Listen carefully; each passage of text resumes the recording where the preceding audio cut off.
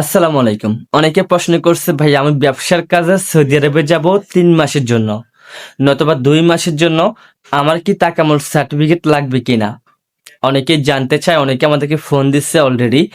তো আজকের এই ভিডিওতে আমি বলবো, যারা ব্যবসার কাজে নতুবা ফ্যামিলি নিতে চান সৌদি আরবে ৩ মাসের জন্য, ২ মাসের জন্য, আপনাদের তাকামুল সার্টিফিকেট লাগবে কিনা?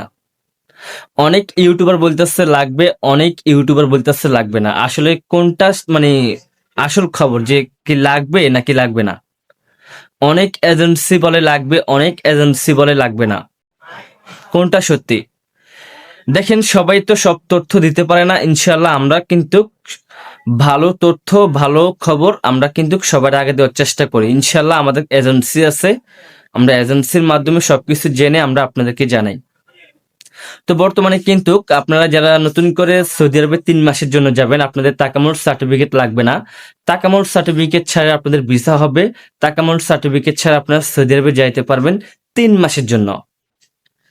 তাই অবশ্যই বুঝতে পারছেন, এই নিয়ে যারা আমাকে প্রশ্ন করছিলেন, এই ভিডিওটা দেখলে অবশ্যই জানতে পারবেন আপনাদের তাকামুল সার্টিফিকেট লাগবে না ৩ মাসের জন্য। আপনারা মানে তাকামুল সার্টিফিকেট ছাড়া সৌদি আরবে যাইতে পারবেন ব্যবসার কাজে, নতুবা ফ্যামিলি নিয়ে। তো অবশ্যই বুঝতে পারছেন। ভিডিওটা ভালো লাগলে শেয়ার করে দিন। সবাইকে ধন্যবাদ।